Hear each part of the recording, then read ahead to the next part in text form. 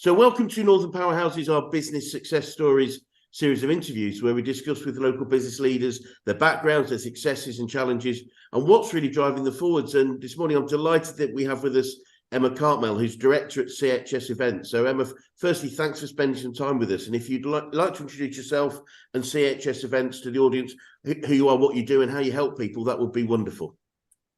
Thank you, and thank you for having me. So, yes, CHS Events is a company that predominantly organises trade shows, exhibitions for the hospitality industry.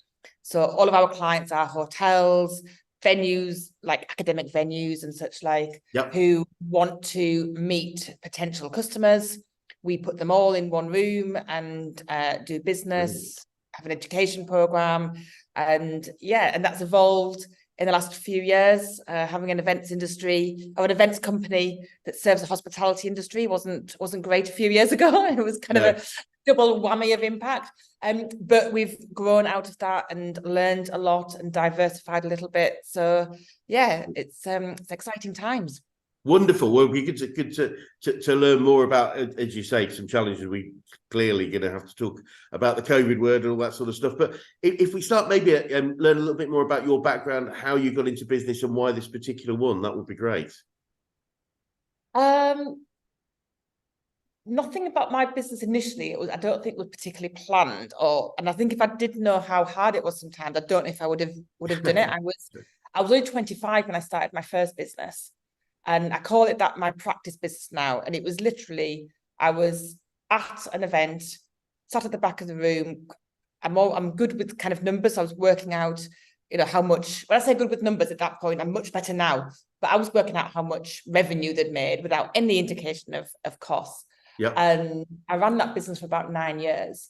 And during 2008, we had to put it into liquidation, and it was quite a spectacular fail. But I look back and I wouldn't, yes, 2008, you could blame it on the economic climate back then, but I think things like that, all they do is they expose bad businesses. And I wouldn't say it was a bad business, but I didn't even know things like, I knew we had to have a balance sheet, but I didn't know how to read one. I didn't understand. And I do some business coaching now. And when we talk about those, cash flow forecasts and balance sheet, a cash flow forecast can hide a multitude of sins. It can, if you've got cash coming in, it can make you think that you're successful, which was what my problem was. And it wasn't. It was just cash. It wasn't profit. So that was me just taking the opportunity. I think I had voluntary redundancies. I had a bit of a payout for my job, so just had the opportunity to do it. But then I had the chance then to rebuild the business.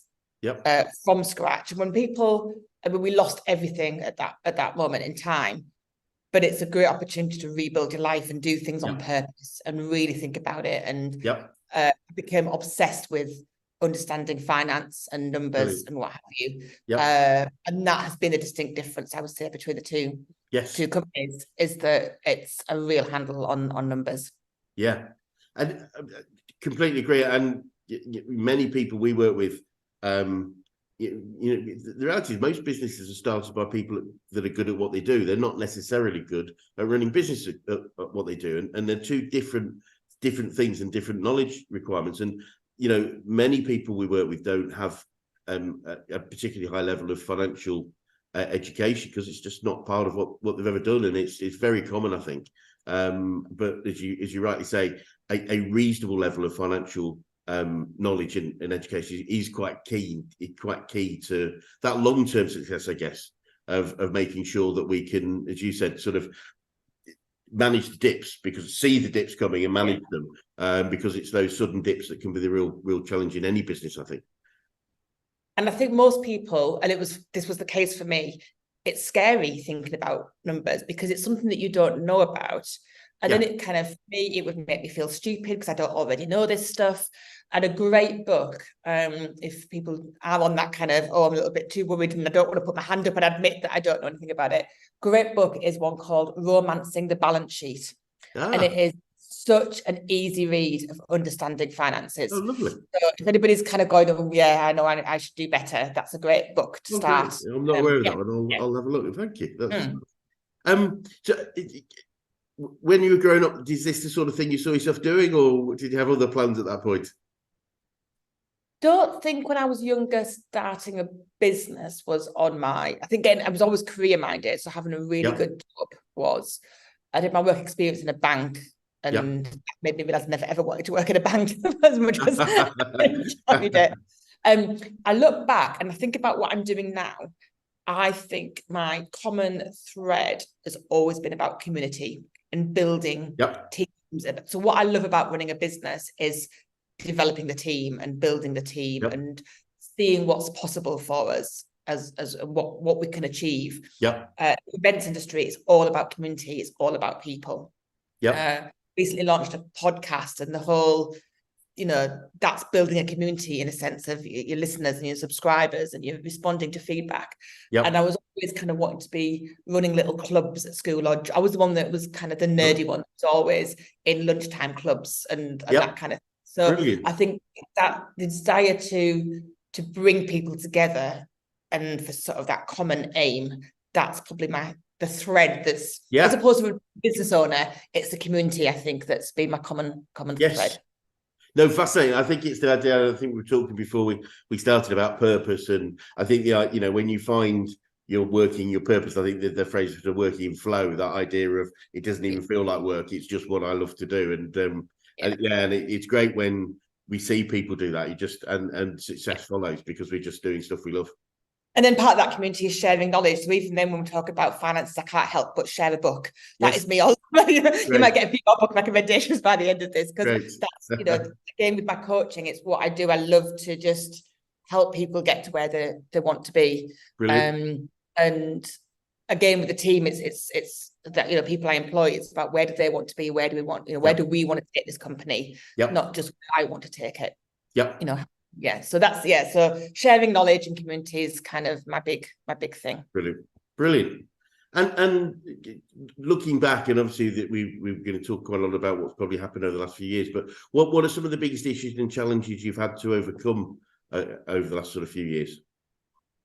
The biggest one, when I say, everyone had their own journey in COVID. So even though that was the common theme that everybody was suffering from, everybody had, some people loved furlough, some people absolutely hated it and had a mental health issues around that. Some people loved working from home. I've got, I had a friend who actually came out to live with me for a few months because she just was on her own and didn't have a bubble, and lived in an apartment in London, a lovely apartment, but didn't have the outdoor space, and that's not great. So for us, I had an events company that served the hospitality industry. So that's a kind of double whammy of COVID. And when you serve an industry that's also been badly damaged, your rate of growth to a degree is dependent on their rate and speed of growth, because if they don't reopen, then we can't reopen. So in that sense, but that wasn't for me the main challenge. Personally, when it started, I took it as a learning opportunity. I was learning about, writing contingency reports, and kind of knowing that under what parameters we do this and under what circumstances we do that. And so the hardest thing was not being in control. So we had a government that didn't really understand the events industry and put us kind of in there with pubs, and yet, probably going to sound I'm a little bit bitter about this, but pubs could open, bars could open, even I think nightclubs opened before the events industry opened again. Right. So I think nightclubs opened before an exhibition or a conference, where you can control, where you can say, there's definitely people, once you've got, put alcohol into the mix, you're definitely less worried about the rules kind of thing. So you could go out in a bar where you might let it, but you can't go to a very controlled environment. So that was, and then because we kept getting start dates, and then the government changed, and I don't want to say changing the mind, because obviously they were working on the evidence that they had at the time, and we all do our best with what we've got, but it was a stop-start. It was a constant, and we were actually out for 2 years because of the timing. So our main income stream, we missed two entire cycles. Right. Because our big show's in April. So if you think the pandemic happened in March, we had to cancel April, and then by April 21 we still couldn't really. Same place. get back up and running. So that was, I think, and because you're the owner of the business, you have to be the public face. You have to be the one that's kind of communicating and smiling and telling people what, you know, where you are. Yep. And then you've got a team that you're there to support, who some are on furlough, some are coming back to try and do something, and then we get told no again, so we unravel again. So I think for me, I was coping the whole year without realizing it.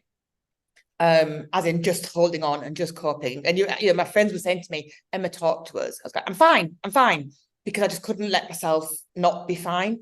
And it wasn't until I touched with you earlier, and it got to September 2020, and I just couldn't bear the thought of a long winter in England, work being as it was. So I booked a winter, like kind of 3-month holiday to the Canary Islands, Fuerteventura.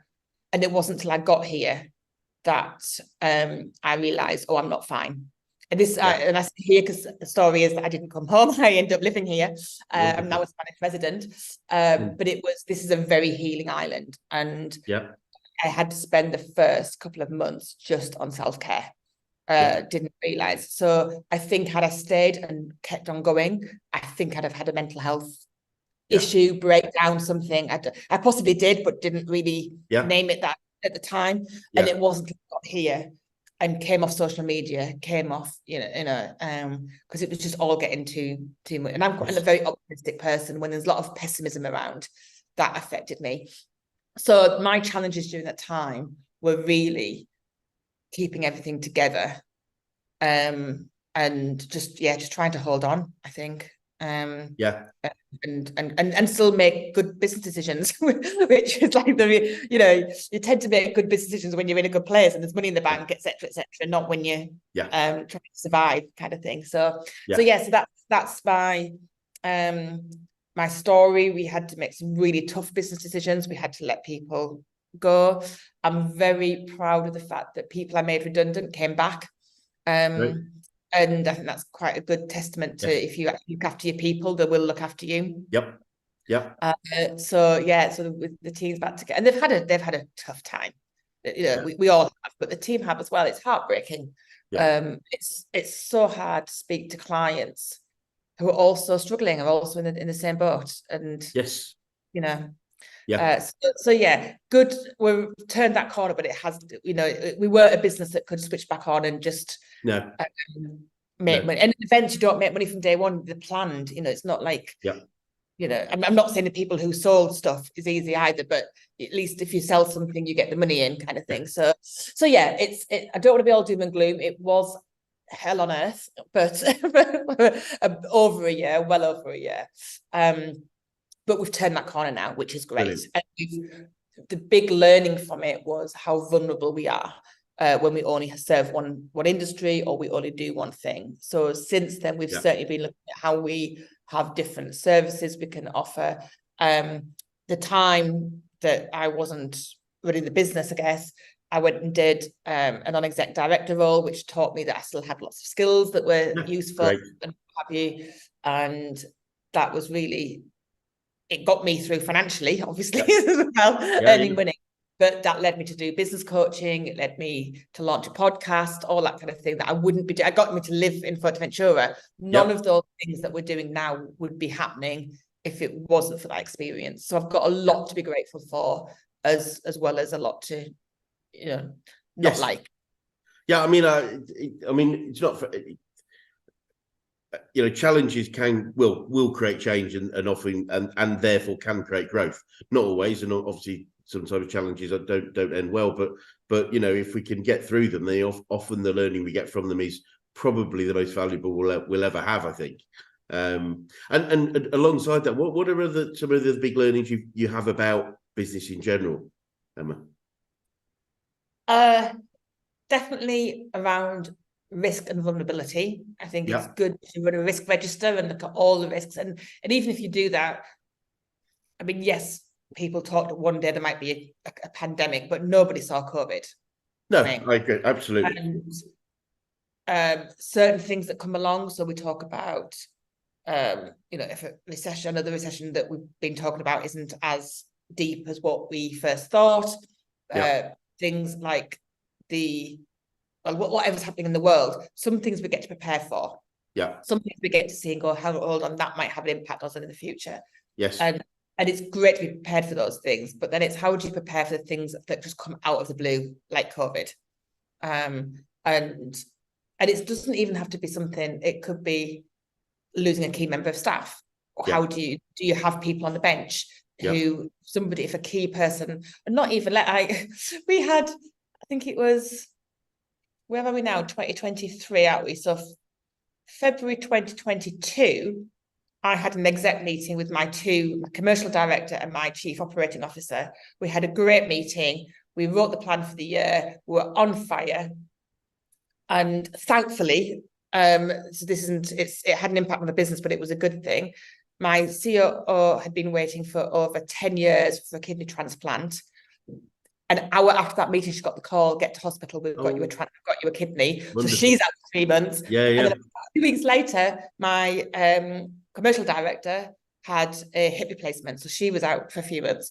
Goodness. And we talked about, she was like, do I delay it? I was like, no, because you're in pain, you have to do it. And we'll just, here we go again, 3 months of surviving. And so I think the more we can get used to things like that, the better. Yeah. Life is not going to be plain sailing. And someone told me years ago, I think I was dealing with a problem. And she went, well, this is great because you're going to get bigger problems and the universe has given you one that you can deal with. So deal with it because the next one's going to be bigger. Yep. And I mean, kind of like you stuck it up, buttercup. It's kind of like, that's life. If you don't want to be challenged, if you don't want to have the sleepless nights and the worry about people or business and what have you, then don't do it, because 100%. That's the journey. I think you do have to be a little bit kind of psychologically dislodged to actually be an entrepreneur. To really there must be something kind of in there that has like some kind of crazy gene that makes us want to do this. Yeah. Well, yeah. I think I remember the CEO of Action Coach told me many years ago, and he said the job of a business owner is to solve problems. And so, if you don't like problems, get out of business, because they come. And my personal belief, thinking about that for many years, is growth typically causes problems. That's why they call them growing pains in many ways. It's so if we want to grow, and it costs. Get used to it. One of my things, absolutely. And I think the key thing people don't realize as well is that growth costs money. It's going to be, and one of my key, I don't know if it's, I've always been somebody who learns. I've always been the one who goes to conferences and events and avid reader, etc.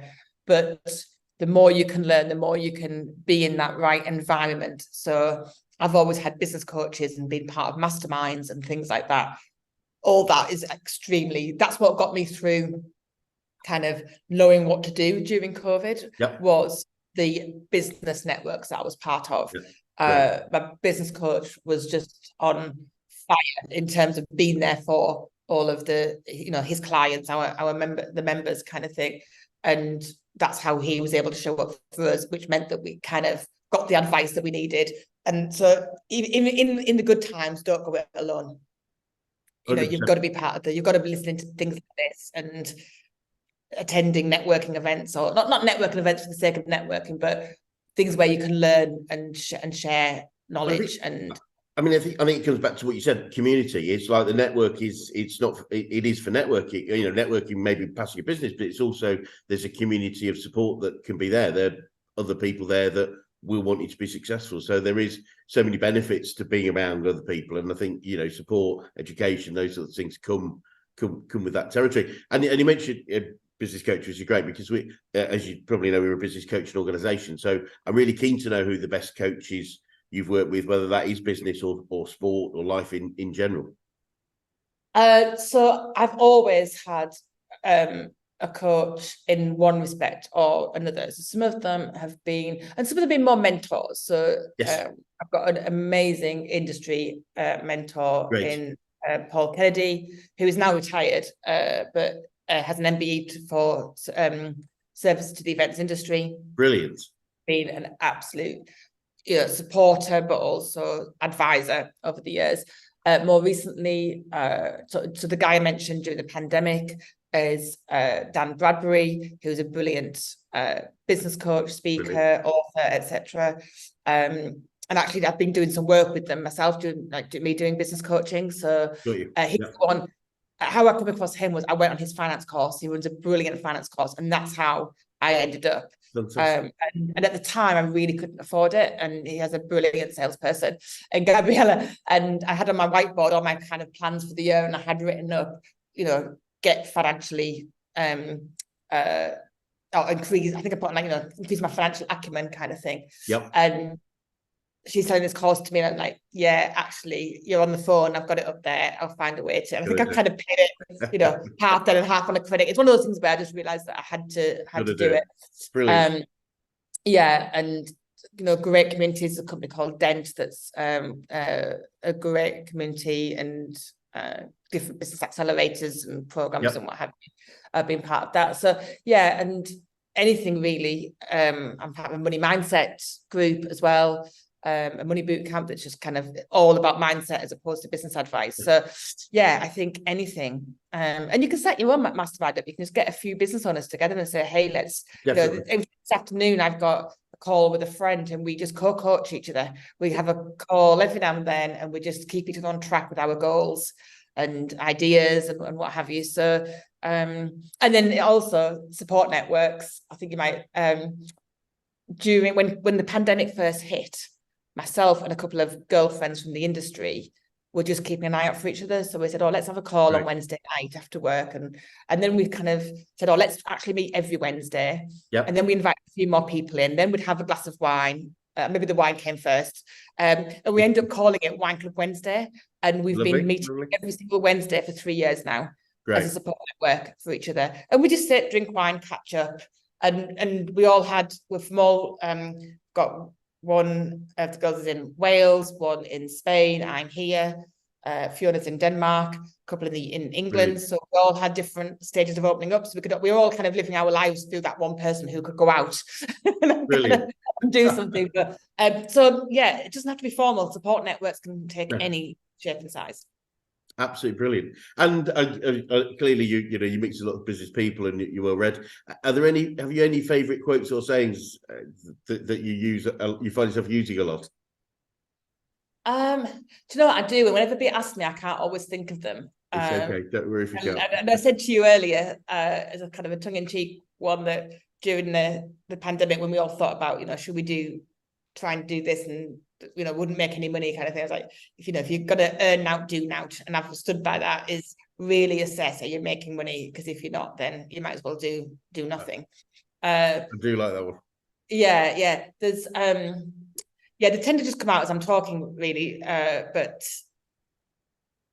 there's probably loads, but I've got masses of books as well, but it's all good. Sometimes but that was really interesting, because when you said that, because I remember one of my clients and he said something very similar in a very similar way, and there's a joinery business in York, and I remember he talked about slightly different but very similar, was it described something, I can't remember what it was, as that's hard work for now. And what's the point of doing hard work for now if you're not going to get paid for it? So, but I love the fact if you're not going to get paid, then don't bother. And don't, that's different to investing. You might be investing something. A lot of startup companies that have got to lose money on purpose for a number of years before. So I'm not saying that's the order. You should be making money from day one. It's more think about what's. But I think there's easier ways to make money. I agree, but I 100% agree. But there is an expectation of making something in the future. I think I find quite a few business people end up working really, really hard, not really knowing if they're going to make some money, and that's the danger, isn't it? We end up doing things that aren't going to make us a lot of money, because the danger in often is we're busy being busy rather than busy doing valuable work, and that can be the challenge, I think. So I think it's a really great quote. Sorry. Yeah, I think though as well, there's this kind of expectation of entrepreneurs that we have this big exit plan idea. So we work and we have this myth that we tell ourselves that it's almost like kind of, this time next year, Rodney, we'll all be millionaires kind of thing. And then when you have this big exit plan and somebody once said to me that, you know, you have this plan to make millions, make your first 100 grand and focus on that. Don't focus on the one day I'll be a millionaire. Focus on making 10 grand, focus on making 100 grand, focus, because to get to that point, you've got to start making money. And I think we kid ourselves that I'm building a business, I'm building a brand, it's going to be worth something one day, but actually it's only worth a multiple of profit. So, and then that's the key thing as well that I guess I've learned. We think about the value of the business, not just what we're making. So like, you know, Yes. things like processes in place and me not being day-to-day in the business and all that kind of thing. And there's another great book that I love for the smaller businesses, is a book called Traction. Oh yeah, by Jane Whitman, and that's a great book for getting everything in order and a way to run your business. Yeah, absolutely, absolutely. It's you know, you've got to start with a, you know, say journey of 1,000 steps starts with, you know, or 1,000 miles starts with a single step, and it's the stuff in front of us. But we also need to know what direction we're heading. So I guess it's a combination of both. We typically have long-term goals but short-term plans, and I think that's the key thing. You know, and so what would you say, Emma, that you've learned about yourself throughout your journey so far? Definitely that I'm resilient. I've had, you know, and I guess that's part of the journey, isn't it? The importance of my own well-being, and yes, it's I know how much I love to build like the team and the community and what have you, but the need also to, you know, that old saying of put your first oxygen mask, you know, put your oxygen mask on first. And I see a lot of people, you know, kind of burn out mentally because they're just not doing that. And then I think it's very much also, I see it more in women than men maybe, is that kind of the guilt that comes with putting yourself first. It's like, actually, it's not, it's enabling you to be there for other people. Absolutely.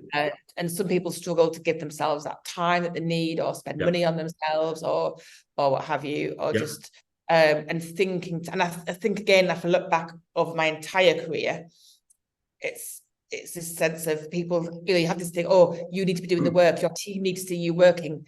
No, they need to do the work. That's what you pay them for. You need to do the thinking.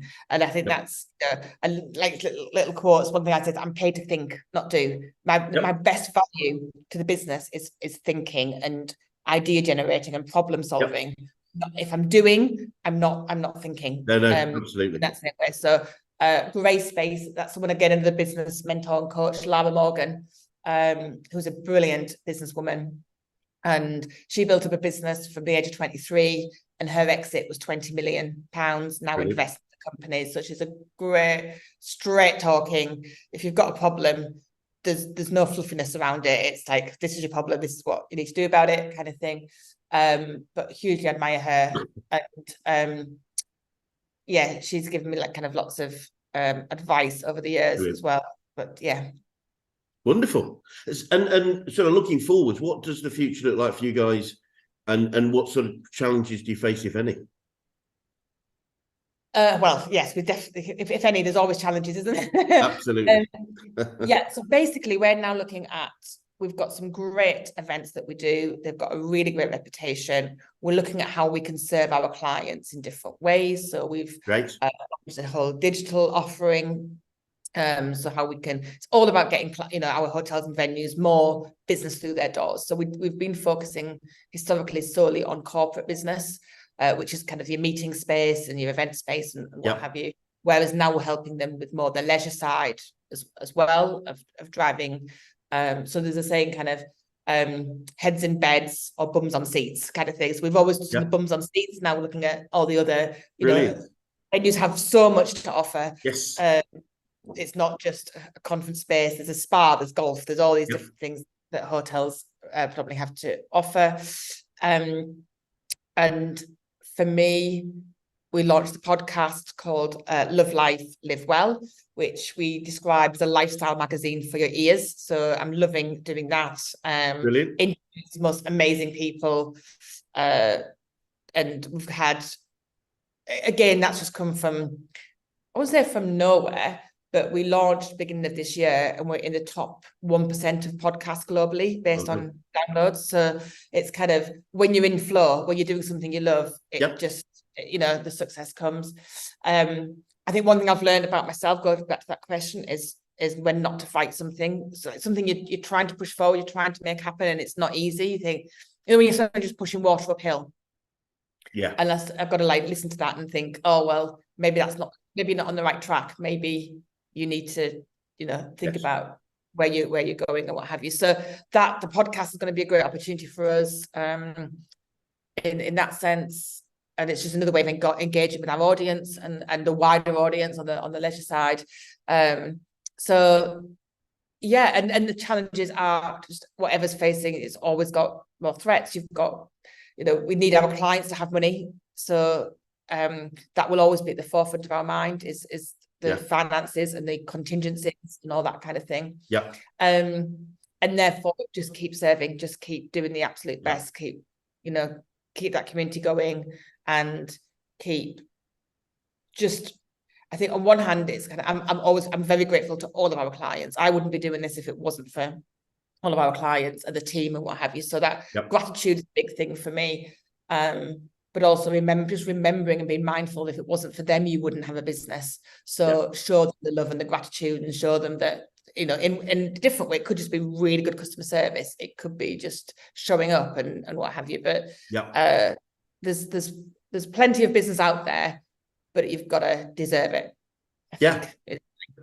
Brilliant. Great. Absolutely. One of the, I mean, our vision as an organisation is world abundance through business re-education, and you know the abundance part being there's more than enough for everybody, especially if we collaborate, and that's why community is so key. I think is bang on to the kid. Completely agree with that. And I'm keen to know what you'd say to anyone that was thinking of going into business right now, Emma. I would say it's all in the planning, and that's, you know, if you do the prep work, if you do the planning and you get other people, when I say other people, I don't mean family members, you know, that's maybe a bit of advice. Don't talk about people who don't understand it, but come to people like yourselves, get the advice, get someone to challenge you. And I've actually just written a book. I haven't written a book at all. I've just read a book called Backable, and it's actually about getting investment, but it's not just, it's a great business book anyway. And it's how you need kind of 5 people on your team, and I can't remember the whole 5, but one of them is somebody who will they called it something to do with cheese. It comes from a movie, but basically you need someone to pull holes, but with love. You need someone to absolutely challenge every single thing, but do it from a place of love or absolutely. So it has to be the right person. It has to be somebody who, build a network, get your right people around you, make sure that you just educate yourself as much as possible and lean on people for advice. Go to people, get the business coach, get the mentors, get everyone around you, and be open and talk to people and get to know your number, be realistic about your numbers and get to understand them. I think, that would be my brilliant. Just for one tip, I think I gave you about 10 there. No, that's wonderful. It's funny you say that. One of the ways we describe what we do is being your unreasonable friend in business, because it is that point of, you know, calling it. And one of the quotes I love from one of my heroes, Robbie Williams, who obviously unfortunately no longer with us, is he said a friend is someone that listens to your bullshit, tells you that it's bullshit, and then listens to some more bullshit. And I think, and that again said respectfully, but the point being is it's someone that can challenge what we think, because the reality is all of us think a certain way. We'll think what we think is right, understandably so. So we need someone that can at least pull holes into that, as you say, challenge it, ask the question why. And that, you know, that's why, although, you know, I've been doing this for 20 years, I've still got my own coach, because I can't do that for myself.